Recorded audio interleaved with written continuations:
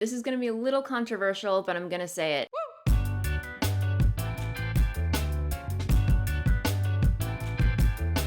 Hey guys, what's going on? Welcome back to my channel. I hope you're doing well wherever you are in the world.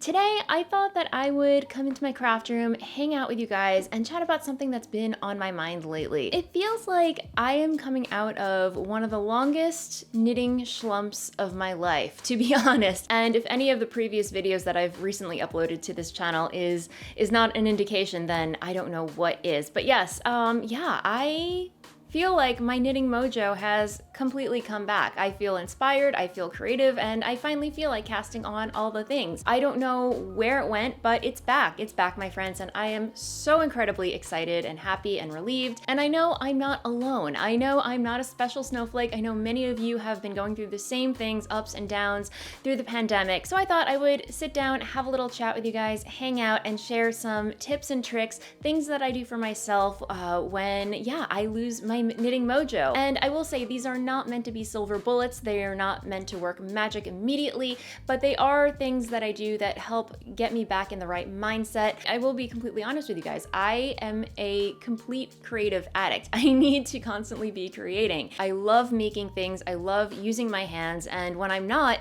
it sounds silly, but it feels very unnatural for me. It's just in my nature to want to create all the time. If you can relate, leave a comment down below. I would love to hear from you guys when it comes to this type of stuff. And it's just nice to know that you're not alone when this stuff happens. That said, let's get into some life hacks. But first, let's see if YouTube would like to show us a commercial. Tip number 1.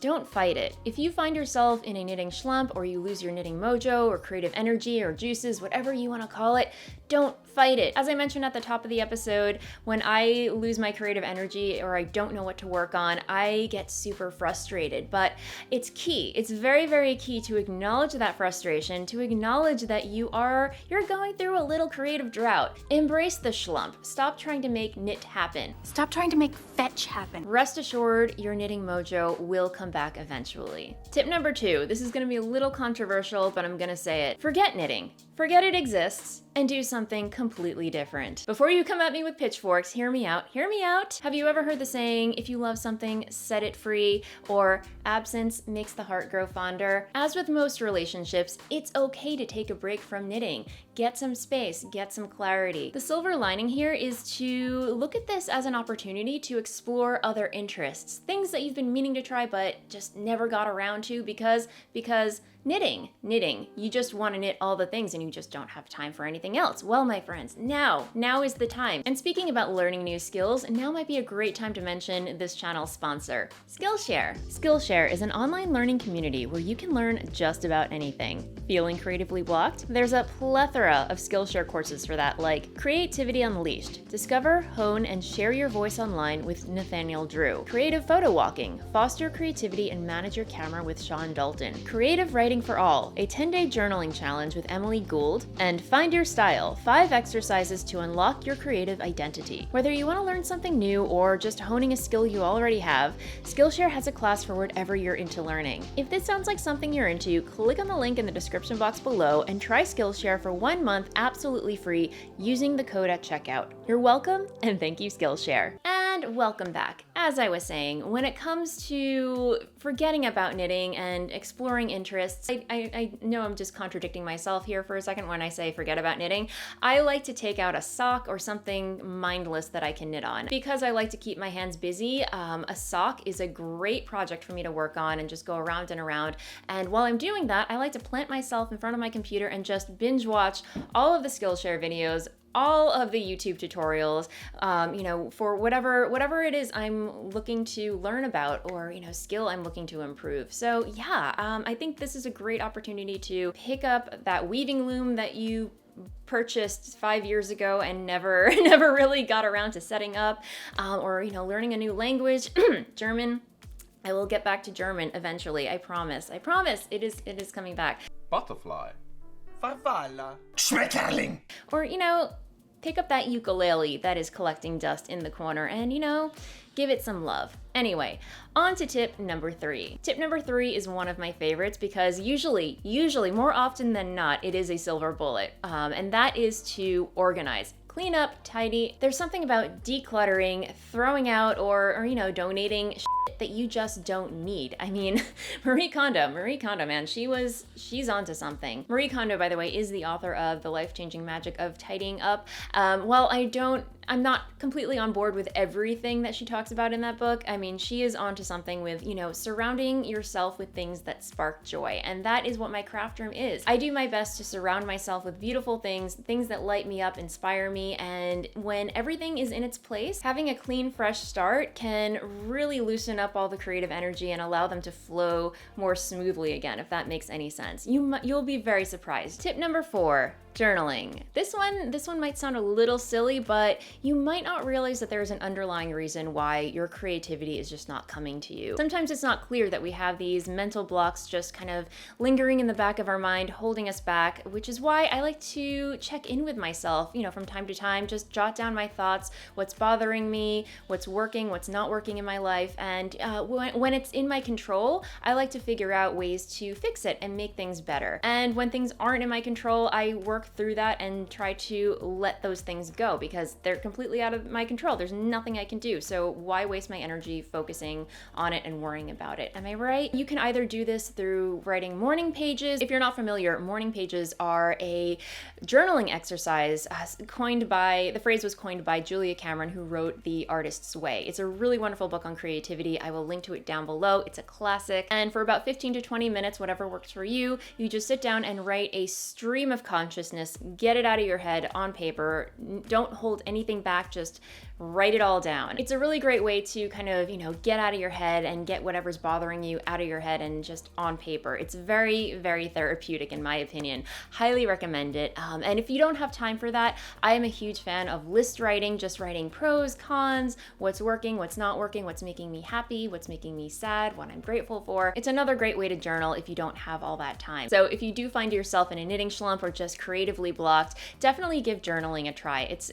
I find it to be incredibly helpful. As for tip number 5, go for small wins. And by that, I mean, pick up a project that has been potentially languishing for a long time that you're just so close to finishing.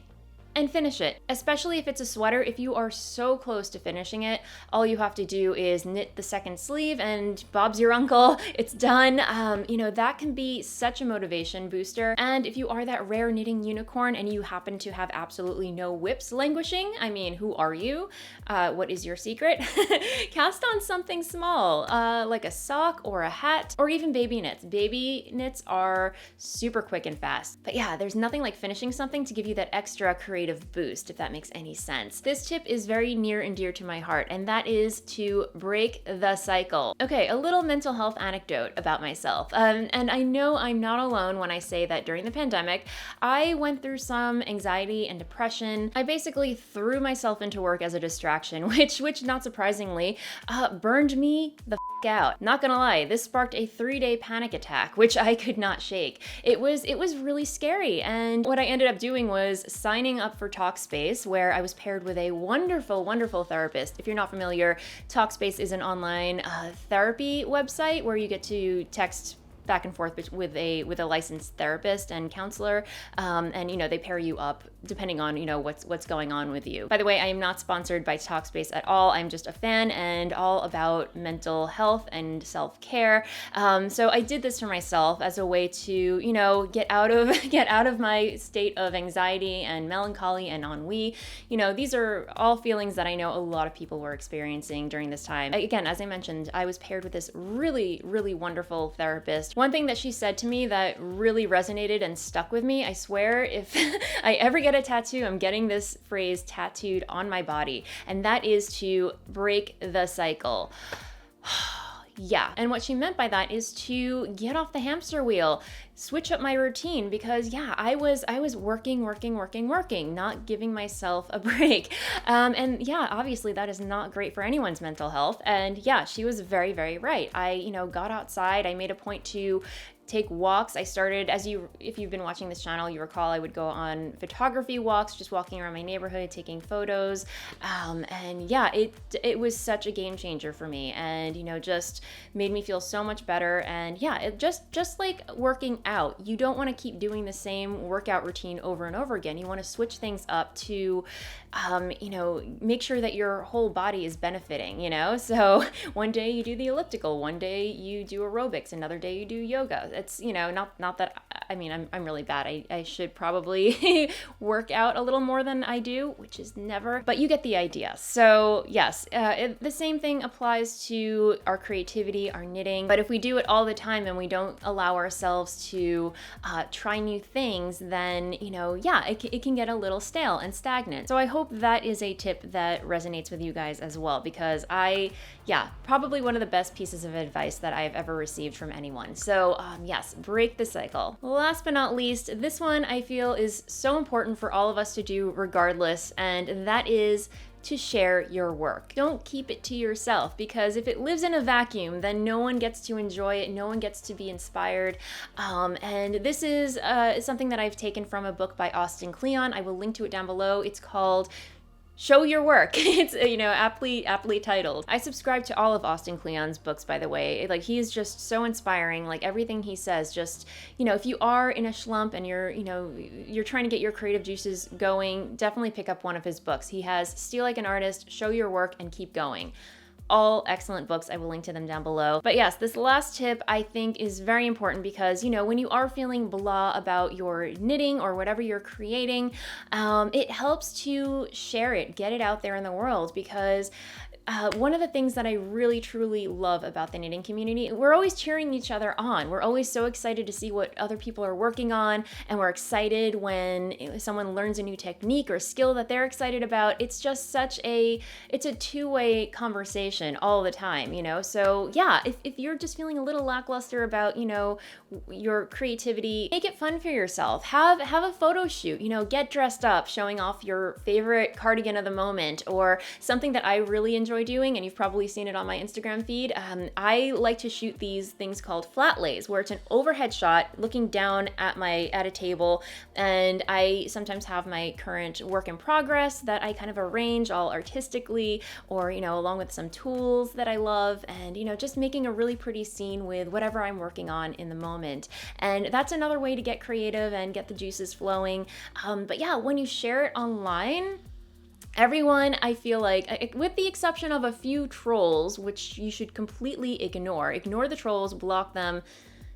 They have no say in this. So, but for the most part, knitters are lovely people and are always willing to cheer you on. And as I mentioned, it's a two-way street, so you never know who you're going to be inspiring in turn. So someone could stumble on your feed and, or your website and see this beautiful work in progress and be inspired to cast on something similar, or try a new technique that they've been wanting to try but have been too afraid of. Case in point, that is why I do this YouTube channel. So yeah, I just, at the end of the day, I love creating and sharing with you, and hearing back from you guys that you were inspired to, again, try a new technique, or even start your own YouTube channels or podcasts, or knowing that I've inspired you guys to try something or do something or knit something, whatever it is. If I've inspired you in some way, that is the most rewarding feeling to me, and I know my job is done. So here we are. Anyway, I hope you found this video helpful. A little different from what I normally publish on this YouTube channel, but if you've been with this channel for quite some time, I'm sure it's not too far-fetched. But anyway, I just love hanging out with you guys, so it was fun to just sit down, chat, and share what was on my mind. But if you have lost your knitting mojo, hopefully these little life hacks have helped, and yeah, if they did, let me know in the comments below, which are your favorite tips? What tips did I not mention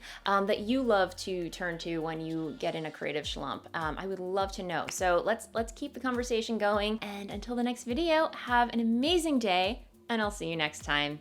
Bye.